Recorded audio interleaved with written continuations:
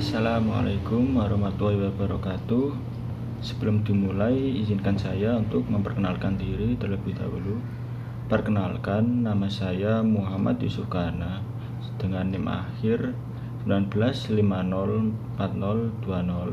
19504020711064 dari kelas H Agroekoteknologi, Fakultas Pertanian Universitas Brawijaya.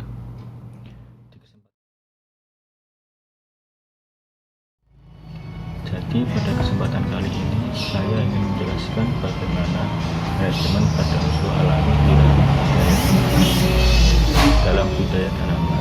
Tentu tidak pernah terlepas dari serangan hama dan penyakit. Hal ini menjadikan kendala dalam usaha budidaya tanaman, mulai dari penyiapan bahan tanaman hingga pasca panen. Pada akhirnya menimbulkan kerugian akibat penurunan kualitas dan kuantitas hasil produksi. Dalam upaya untuk mengendalikan hama, petani sekarang masih bertumbuh pada insektisida karena cara-cara yang lain seperti penggunaan varietas tahan dan musuh alami belum banyak digunakan. Pengendalian hama menggunakan teknik insektisida sudah biasa dilakukan, tapi kegagalan dalam menanggulangi hama masih sering terjadi. Penggunaan insektisida tanpa didasari pengetahuan biologi hama dan teknik aplikasi yang benar dapat mengakibatkan tidak tercapainya tujuan pengendalian, bahkan menyebabkan terjadinya kasus resistensi dan resurgensi. Untuk mengurangi dampak negatif penggunaan pestisida tersebut, maka pengendalian hama secara konvensional atau menggunakan pestisida mulai ditinggalkan dan beralih pada pengendalian berdasarkan konsepsi pengelolaan hama terpadu atau disingkat PHT dan manajemen tanaman sehat atau disingkat MTS. Yang pertama yaitu pengendalian hama terpadu atau disingkat PHT adalah suatu konsep yang dikembangkan untuk mengendalikan organisme pengganggu tanaman atau OPT melalui pendekatan ekologi dan teknologi untuk mengelola populasi hama ataupun penyakit dengan menerapkan satu atau kombinasi beragam teknik pengendalian yang kompatibel sehingga populasinya berada pada aras yang tidak merugikan. Prinsip dalam penerapan konsep PHT antara lain budidaya tanaman sehat, pemanfaatan musuh alami, pengamatan rutin, dan petani sebagai ahli PHT. Salah satu strategi penerapan konsep PHT adalah pemanfaatan agen hayati seperti predator dan parasitoid yang berperan sebagai musuh alami. Kemudian manajemen tanaman sehat atau disingkat MTS merupakan salah satu strategi bagi petani untuk menerapkan pengendalian hama terpadu atau PHT. Dimana dalam penerapannya mulai dari proses pengolahan lahan, peningkatan makroorganik, pemanfaatan jerami, kegiatan penanaman, penggunaan pupuk organik, dan pemanfaatan tanaman pinggir yaitu tanaman refugia. Kita langsung kepada refugia, yaitu refugia merupakan mikrohabitat yang ditanam di sekitar tanaman yang dibudidayakan bagi predator dan parasitoid untuk berkembang biak. Manfaat refugia sebagai areal konservasi musuh alami di sawah yaitu sebagai tanaman perangkap hawa, tanaman penolak hama, tempat berlindung, menarik musuh alami untuk hidup dan berkembang biak di area tersebut karena menyediakan sumber nutrisi dan energi seperti nektar, sabun madu, dan embun madu yang dibutuhkan oleh musuh alami sehingga kehadiran musuh alami dapat menyumbangkan populasi hama pada batas yang tidak merugikan. Jenis-jenis yang dapat digunakan sebagai tanaman refugia antara lain tanaman kurma berdaun tumbuhan liar yang ditanam atau tumbuh sendiri di areal pertanaman Spesies saya berasal dari famili Ampeliferae, Leguminosae, dan Compositae atau Asteraceae. Mekanisme ketertarikan serangga oleh tanaman berbunga yaitu ditentukan oleh karakter morfologi dan fisiologi bunga yang berupa warna, bentuk, ukuran, keharuman, periode berbunga, dan kandungan nektar. Kebanyakan serangga tertarik pada bunga yang berukuran kecil, periode berbunga yang cukup lama. Penerapan MST oleh petani sesuai dengan rekomendasi teknis MTS, yaitu petani menggunakan tanaman refugia untuk meningkatkan keanekaragaman hayati di sawah. Jenis refugia yang digunakan dalam pengelolaan MTS adalah kenigir. Keanekaragaman serangga tertinggi adalah kombinasi kenigir dan padi organik, karena didukung oleh tanaman berbunga dengan warna cerah. Kemudian terdapat nektar serta lokasinya berdampingan dengan tanaman padi organik pada fase generatif. Kehadiran tanaman berbunga dapat meningkatkan keragaman dan kelimpahan antropoda pada tanaman padi termasuk musuh alami, sehingga dapat menekan serangga hama. Tanaman kenigir mengandung saponin, flavonoida,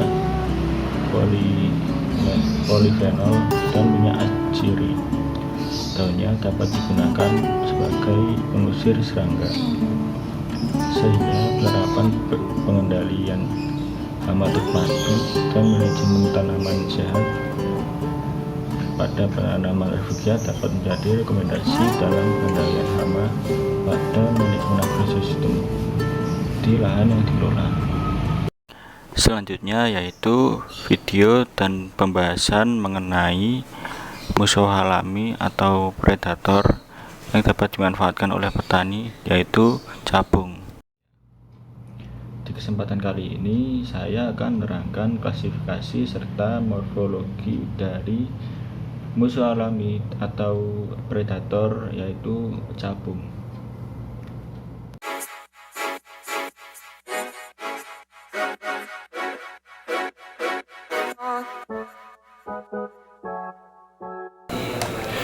Capung atau sibar-sibar dan capung jarum adalah kelompok serangga yang tergolong ke dalam bangsa Odonata. Kedua macam serangga ini jarang berada jauh-jauh dari air, tempat mereka bertelur dan menghabiskan masa pradewasa anak-anaknya. Memiliki taksonomi Kingdom Animalia, filum Arthropoda, kelas Insecta, ordo Odonata, dan Anisoptera spesies. Capung subordo Anisoptera relatif mudah dibedakan dari capung jarum subordo Zygoptera. Capung umumnya bertubuh relatif besar dan hinggap dengan sayap terbuka atau terbentang ke samping, sedangkan capung jarum umumnya bertubuh kecil, kemudian memiliki abdomen yang kurus ramping mirip jarum dan hinggap dengan sayap-sayap tertutup tegak menyatu di atas punggungnya. Kemudian habitat dan kebiasaannya capung jarum menyebar luas di hutan-hutan, kebun, sawah, sungai, dan danau, pokoknya yang berada di air, hingga ke pekarangan rumah dan lingkungan perkotaan. Ditemukan mulai dari tepi pantai hingga ketinggian lebih dari 3000 mdpl. Beberapa jenisnya, umumnya jenis capung, merupakan penerbang yang kuat dan luas wilayah menjelajahnya. Beberapa jenis yang lain memiliki habitat yang spesifik dan wilayah hidup yang sempit. Capung jarum biasanya terbang dengan lemah dan jarang menjelajah jauh. Kemudian siklus hidup capung mulai dari telur hingga mati setelah dewasa bervariasi antara 6 bulan hingga maksimal 6 bulan atau 7 tahun. Capung meletakkan telurnya pada tumbuhan yang berada di atas air. Ada jenis yang senang dengan air menggenang, tetapi ada pula jenis yang senang menaruh telurnya di air yang agak deras.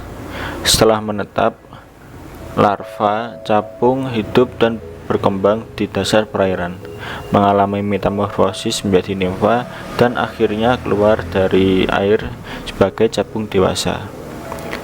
Sebagian besar siklus hidup capung dihabiskan dalam bentuk nimfa di bawah permukaan air dan menggunakan insang internal untuk bernafas.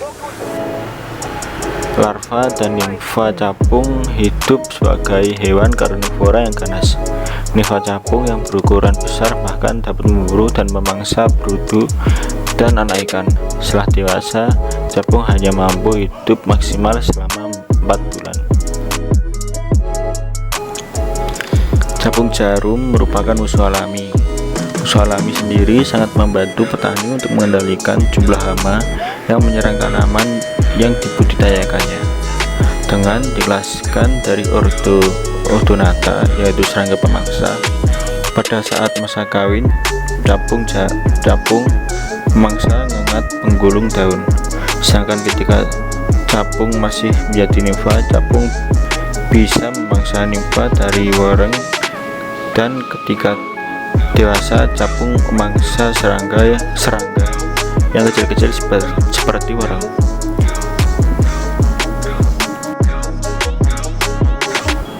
Selanjutnya kita memasuki ke pembahasan capung mempunyai peranan penting pada ekosistem persawahan.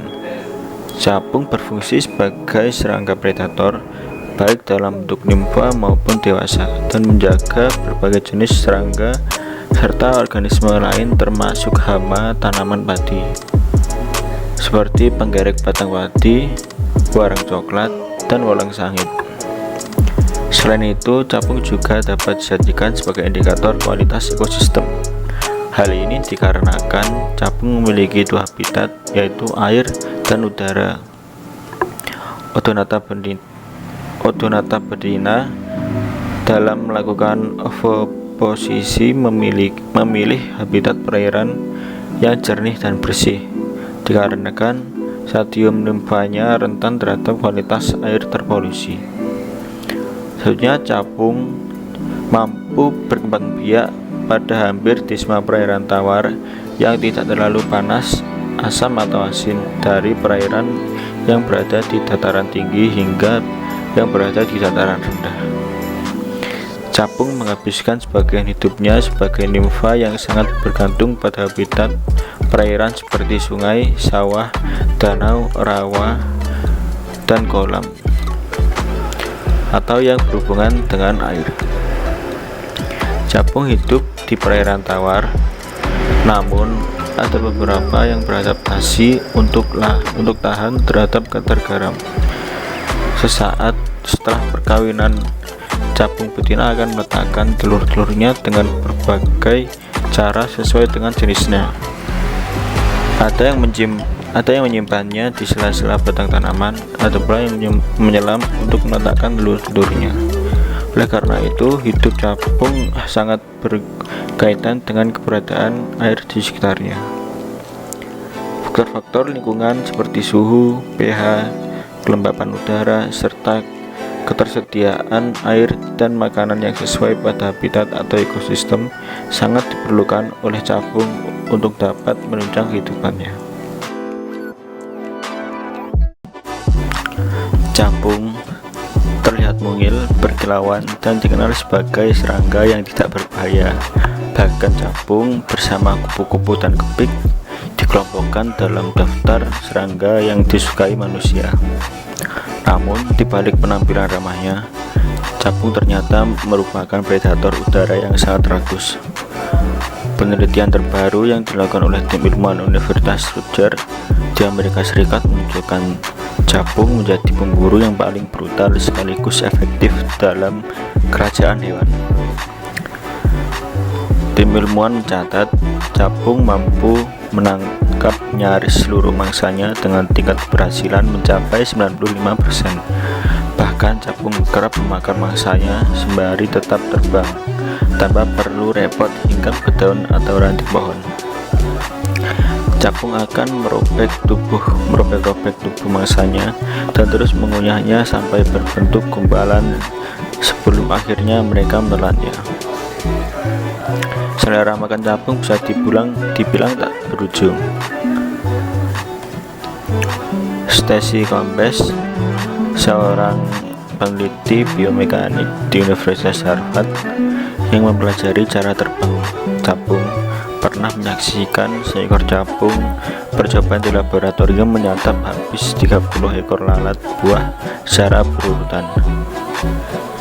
Jumlah penelitian yang diterbitkan baru-baru ini telah memfaktur kunci otak, mata, dan sayap capung yang memungkinkan serangga itu memburu mangsa tanpa ragu. Salah satu penelitian menunjukkan sistem saraf capung menampilkan kapasitas yang hampir sama seperti manusia, terutama untuk perhatian selektif. Artinya, capung mampu fokus pada mangsa tunggal yang disasarinya, meski mangsa itu terbang di tengah gerombolan serangga lain yang terbangan. Peneliti lain telah mengidentifikasi keberadaan semacam pusat sirkuit berisi 16 sel saraf yang bukan otak capung ke pusat motorik penerbangan di bagian dada. Seperangkat sistem saraf ini memungkinkan capung dapat melacak target bergerak, menghitung lintasan untuk mencegat target, dan secara halus menyesuaikan jalur terbangnya untuk menangkap target tersebut. Teknik berburu milik capung berbeda dengan yang dilakukan oleh predator lain kebanyakan. Combs sempat mengira capung mengejar mangsanya secara aktif, seperti singa mengejar mangsanya. Namun, ternyata tidak demikian.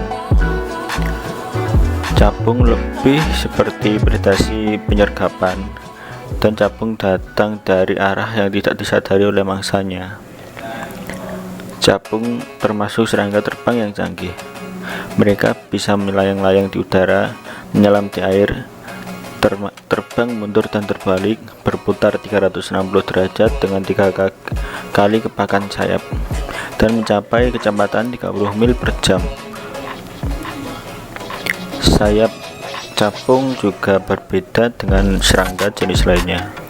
Pada kebanyakan serangga, sayap merupakan perpanjangan sederhana dari toraks dan dipindahkan sebagai sebuah unit khusus dengan merenggangkan seluruh toraksnya. Namun, capung memiliki 4 sayap transparan yang ultra fleksibel dan melekat pada toraks oleh otot-otot terpisah. Setiap sayap dapat bermanuver secara independen, memungkinkan capung melakukan berbagai manuver penerbangan. Wah, luar biasa sekali ya.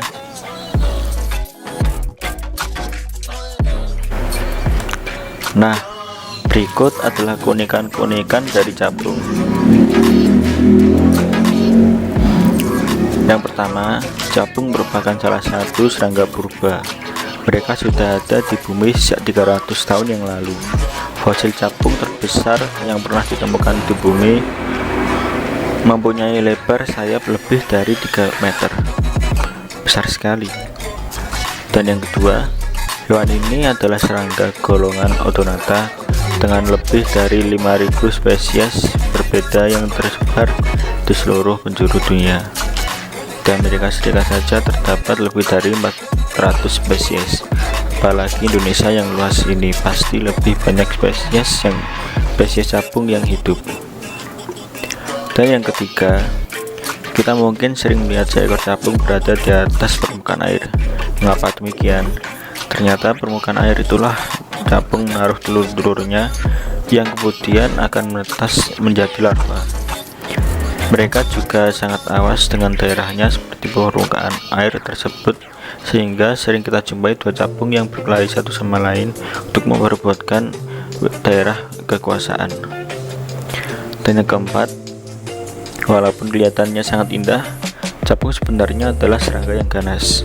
Sejak menetas dari telur, mereka adalah karnivora yang suka menyantap hewan lain. Pada saat masih larva, Mereka memakan plankton, ikan-ikan kecil, serta larva lain. Di saat sayap mereka sudah mulai berkembang, capung udang memiliki bagian tubuh khusus yang berada di sekitar kepalanya yang berfungsi sebagai tongkat untuk memudahkan menangkap ikan-ikan kecil. Kemudian di saat dewasa, capung merupakan predator alami dari nyamuk, sehingga populasi capung yang banyak bisa menjadi pengontrol yang efektif dalam menanggulangi penyebaran nyamuk pada suatu tempat. Dan yang kelima, yaitu sayap capung bagian depan lebih panjang daripada sayap bagian belakang. Bentuk sayap seperti ini membuat capung dapat terbang sangat cepat hingga 50 km per jam dan dapat melakukan berbagai manuver di udara, mulai dari bergerak ke samping, belakang, sampai menyusuri suatu permukaan benda. Kelihayannya dalam terbang tersebut menempatkan mereka sebagai serangga tercepat yang ada di bumi. Kemudian capung adalah predator yang hebat.